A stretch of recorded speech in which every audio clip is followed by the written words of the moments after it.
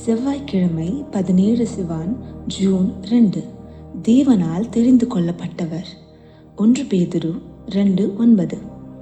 நீங்களோ உங்களை அந்தகாரத்தினின்று தம்முடைய ஆச்சரியமான ஒளியினிடத்திற்கு வரவழைத்தவருடைய புண்ணியங்களை அறிவிக்கும்படிக்கு தெரிந்து கொள்ளப்பட்ட சந்ததியாயும் ராஜரீக ஆசாரிய கூட்டமாயும் பரிசுத்த ஜாதியாயும் அவருக்கு சொந்த ஜனமாயும் இருக்கிறீர்கள். நீங்கள் தேவனால் நேரடியாக தேர்ந்தெடுக்கப்பட்டவர் என்பது உங்களுக்கு தெரியுமா? ஆம், நீங்கள்தான். தேவன் உங்களை படைத்தபோது நீங்கள் மிக நேர்த்தியாக படைக்கப்பட்டீர்கள். மனிதர்களில் பல நிறங்களும் அளவுகளும் இருக்கலாம், ஆனால் நீங்கள் தனித்துவமானவர். நீங்கள் கண்ணாடியில் உங்களை பார்க்கும்போது தேவனுடைய அற்புதமான கைவண்ணத்தை பார்க்கிறீர்கள். உங்களை படைப்பதில் அவர் ஒரு சிறு தவறு கூட செய்யவில்லை. உங்கள் திறமைகளை ஒருபோதும் மற்றவர்களிடம் ஒப்பிடாதீர்கள். நீங்கள் ஒரு ராஜரீகமான ஆசாரிய கூட்டம் என்று வேதம் கூறுகிறது. இதன் பொருள் என்னவென்று உங்களுக்கு புரிகிறதா? நீங்கள் ஒரு பிச்சைக்காரரோ அல்லது தோல்வி அடைந்தவரோ அல்ல. தேவனுக்கு மகிமை உண்டாகட்டும். நீங்கள் அரச வம்சத்தினர். நீங்கள் யாருக்கு சொந்தமானவர் என்பதை அனைவரும் அறியட்டும். அவர் உங்களை தம்முடைய மகிமையுள்ள ஒளியினிடத்திற்கு வரவழைத்துள்ளார். இதற்காக நீங்கள் பெருமிதம் கொள்ள வேண்டும். இன்று உங்கள் வாழ்க்கையில் என்ன நடந்தாலும் பரலோகம் உங்களுக்கு பின்பலமாக இருக்கிறதென்று அந்த சூழ்நிலையிடம் சொல்லுங்கள். இந்த பூமியில் உங்களுக்கு துணையாக நிற்க தேவ தூதர்கள் தயார் நிலையில் உள்ளனர். நீங்கள் ராஜா இயேசுவுக்கு சொந்தமானவர் என்பதால் உங்களுக்கு முழுநேர உதவி கிடைக்கிறது. நீங்கள் அந்த வேலைக்கு செல்லும் போது அவரால் தான் உங்களுக்கு வெற்றி கிடைக்கிறது என்பதை அறிந்து கொள்ளுங்கள்.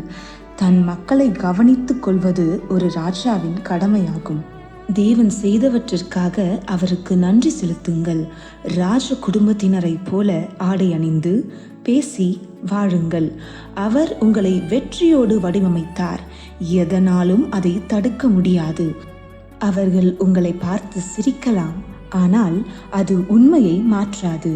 தனித்துவமான மக்கள் எப்போதும் தனித்து தெரிவார்கள். நீங்கள் இந்த உலகத்தில் இருக்கிறீர்கள், ஆனால் இந்த உலகத்தை சார்ந்தவர்கள் அல்ல.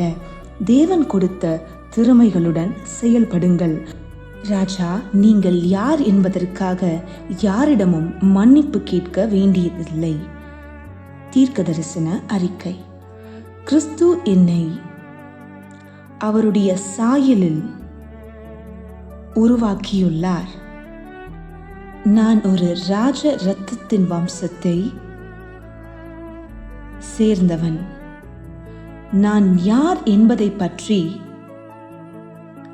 நான் ஒருபோதும் குறை கூற மாட்டேன். நான் பாதுகாக்கப்பட்டிருக்கிறேன். எனது தேவைகள் அனைத்தும் எனது ராஜாவால் வழங்கப்படுகின்றன. நன்றி ராஜாவாகிய இயேசுவே. மேற்கொண்ட தியானம் யோவான் 15:16. உங்கள் 365 நாள் வேத வாசிப்பு திட்டத்தை தொடங்க நீங்கள் தயாரா? 365 நாள் வேத வாசிப்பு திட்டம். இன்றைய உங்கள் வாசிப்பு திட்டம் சங்கீதம் 105 107 அதிகாரங்கள்.